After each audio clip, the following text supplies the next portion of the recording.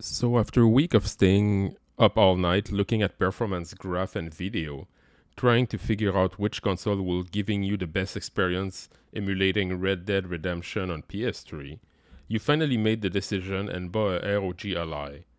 Exciting time, and it's a great NL PC. Like most people, you thought, well, PC game take a lot of space, so what I will do is put all my old game and ROM on the micro SD card. Brilliant idea. But with the choice of cards, spec, capacity, and price, it's getting overwhelming, so you decide to ask Google to figure it out for you. So you search for the best ROG Ally SD card, and it's what you got for result. Well, a Reddit link is not a bad first result in the world of search engine optimization and affiliate link. Well, it was great until you saw that, and then you look at the four best answer. So then you learn about the infamous ROG Ally SD card issue. So let's talk about it. My first thoughts when learning about it was like, how bad can it get? So I grabbed my Samsung cheap card that is in my Retroid and put it in my Ally. Well, it was not detected. At that time I was playing game at 15 watt. So I got the card out and I was shocked to see how warm it felt after 30 seconds. Not enough that I could not hold the card, but I was like, that's way warmer than I would have expected. And then I also thought, well, it's maybe not detected because it was on an Android phone. Maybe the partition is strange. So I will reformat on my PC. But before doing that, I plug my USB-C hub, which is a really cheap one, and the card was detected and usable, less flammable, but bigger to carry around. So I start researching that topic. Now the best practice by the ROG Ally community on Reddit is like, just use the NVMe drive, get a bigger one, and forget that the reader even existed.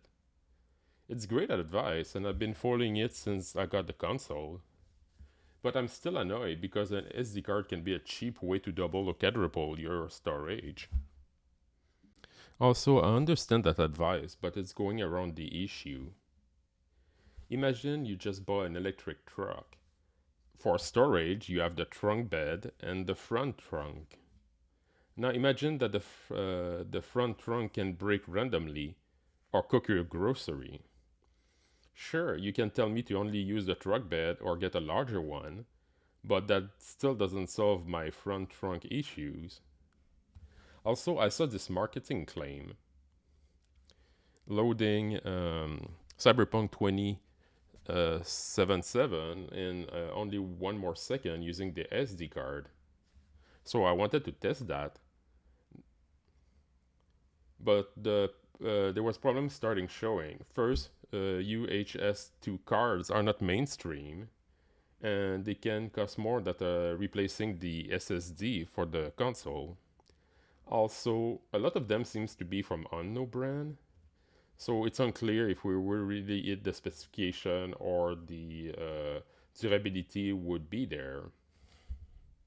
So I will need to revisit that claim maybe in a year. So on June 13, Asus released the ROG Ally in America. Shortly after, users started to report issue with the reader, like card not detected, ejected, slow transfer, speed, or a cook card. Asus community manager Master C responding to a forum post complaining about the SD card reader with the following statement. After confirmation from internal testing, under certain thermal stress condition, the SD card reader may malfunction. Nah, great. It's a real problem, and the community was not imagining it. But I have question. Stress like what? Reading and writing data on the card? That's like the main function of it. Also, how was that missed? I felt the heat out of the vent when I grabbed the card, and I was like, wow, that cannot be good. Also, the console is really good at being silent at 15 watt or less. So I'm not really sure if it's part of the issue.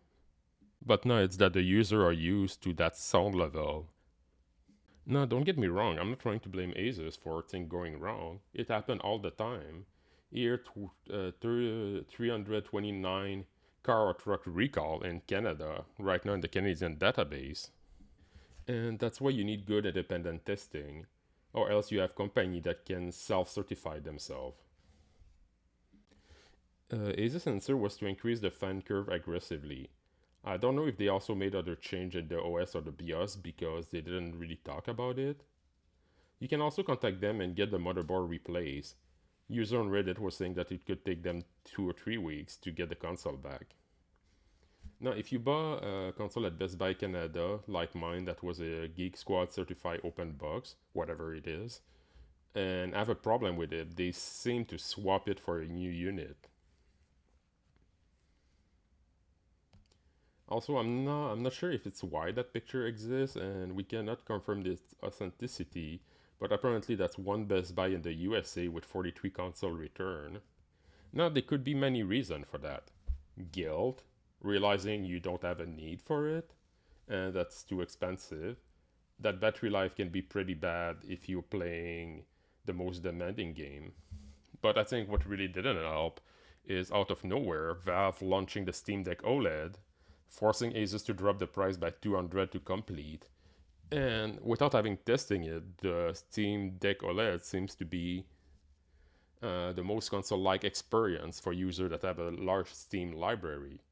And now you get the OLED screen, you get 90 hertz, so you're getting closer to the 120 hertz of the Asus like screen.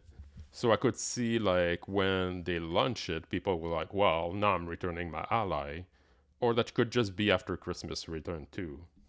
The theory for people on Reddit was that a console with the serial number starting by R8 or R9 would be safer to buy because Asus made maybe modification to the motherboard.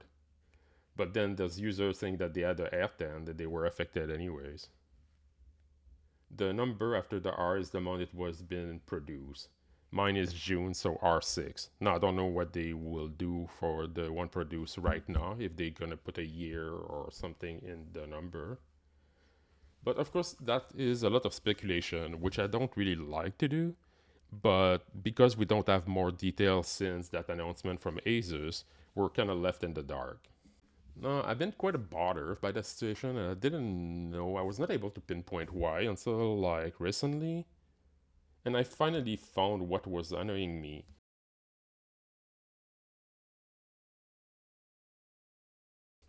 The ROG Ally only 1 year warranty, and it launched on June 13. So right now all consoles are covered, and all repairs are free. But what happens when the warranty is over? Will the user forced to pay the repair? Also, will there be a program to replace the battery, like iPhone? Now you're probably asking why is he talking about the battery? It's just that the battery durability could be problematic down the road, and I say could. Why? Well, the first day I got the console, I did 4 battery cycles just installing stuff. Now, sure, I could have just leave it plugged, but because it was a portable console, I was on the couch and having a computer and other things around me. I didn't want to be tethered to the wall. Of course, when it was time to do BIOS update, I did plug it. But this is why I start thinking about it. Like my Latitude 5310 laptop battery is maybe 5 or 6 to 7 hours, so I can do most of the day. So it's charged once a day. Now my MacBook Air can do maybe 13, 14 hours of battery life. And it's not my work machine, so I can be like 5, 6 days if I'm not doing a lot of video rendering before charging the battery. And it's probably the same thing with your phone. Most iPhone you'll charge, most phone you charge them once a day at night or at your desk while you're working. Now, if you're leaving the screen on, maybe you'll charge it midday. It's really depend of your usage for the phone, but that's probably the regular usage. But not for the Ally. If you decide to place Starfield all day long and only plug it to charge, you could do 4, 5, 6 battery cycle.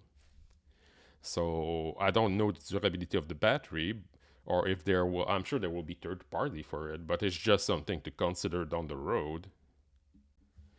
So I decided to test my R6 with different SD card for science.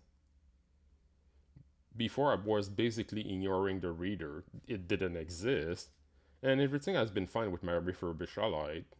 It looked pristine. The only thing that was dirty was like the tag and the box, but it seems that like it's a unit that haven't been manipulated a lot. The thing is that Best Buy had Allied like plug all day long, where you could like play with it and test it in store. So it's possible some of those open box are coming from there. And by looking at stock track, it seemed for a while Best Buy had like 450 open box available in Canada. Now I don't know if they're coming straight from Asus that's doing return and repair, or it's just the Best Buy one. But there seems to be plenty available. But because you get the full 1 year warranty, and it's not a third party seller, it was Best Buy directly. I felt comfortable saying, well, I can return it in 30 days if I don't like it, and if it's scratched or something, I'll just return it. No, I want to clarify that I'm not doing like an endurance test like Bob Wolf is doing with the Switch OLED screen, which I will link in the description below. My test is not extensive. Pricer and bigger capacity and better quality card can get expensive, and because it's my own money, I don't want to fry a 1 terabyte SanDisk stream and lose $150. So, because I'm not sure if barbecuing the card is considered normal usage for SanDisk. Oh, also, there's another factor in play: the brands of cards. The issue can also be dependent of a certain component, certain speed. Like for the SanDisk Extreme card, the gold one, it was difficult to find one that were not a third-party seller on Amazon or any store in Canada. There's a lot of fake card or gray market one. So I got one directly from Amazon. It's only 64 gig. And no, don't get me wrong. Getting one from Amazon doesn't mean it's like necessarily 100% a genuine one. They could like the distributor could sell them fake too, but the chances may be a little lower. So my test is an easy one. I'm gonna plug the console, put the 30-watt profile, do a crystal mark card test just to know what kind of speed I can get. Then I'm gonna place a AAA game that is on the card for maybe 15 minutes and see what happens. Like I said, I'm not trying to break the SD card reader or my console, but I'm just curious, is it reproducible rapidly? Or is it something that like will maybe happen like after 6 months or 10 months of usage? No, my conclusion is before doing. Well, that was my plans anyway, but that didn't work like as planned. Here I wanted to test those four SD card, different like brand and storage capacity. Two of them are new, the two at the bottom. But I've been trying to get them to work with DLI, and this is what happened. So when I enter the card, it is not detected.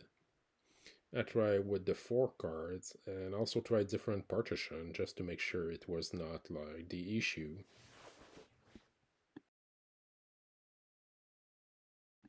You can see here that the card is not detected in Windows.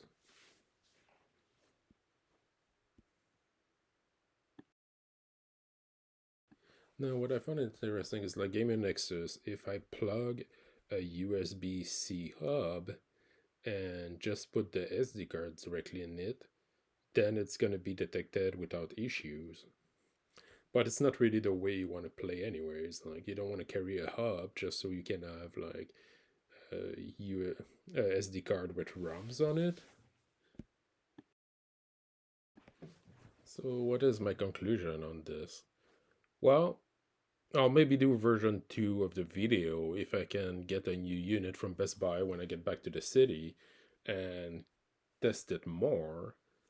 But clearly, I had the same problem when I bought a console. I tried one or two card, but I didn't really investigate. So I guess I maybe had a busted SD card reader already and I never detected it. And like the best practice that we seem to come on Reddit, I'll probably install a 1 terabyte drive and not think about it after that, but I still think it would be interesting to test the SD card more. And I don't think the status quo is acceptable. What will happen when those consoles are out of warranty in 6 months? Thanks for watching.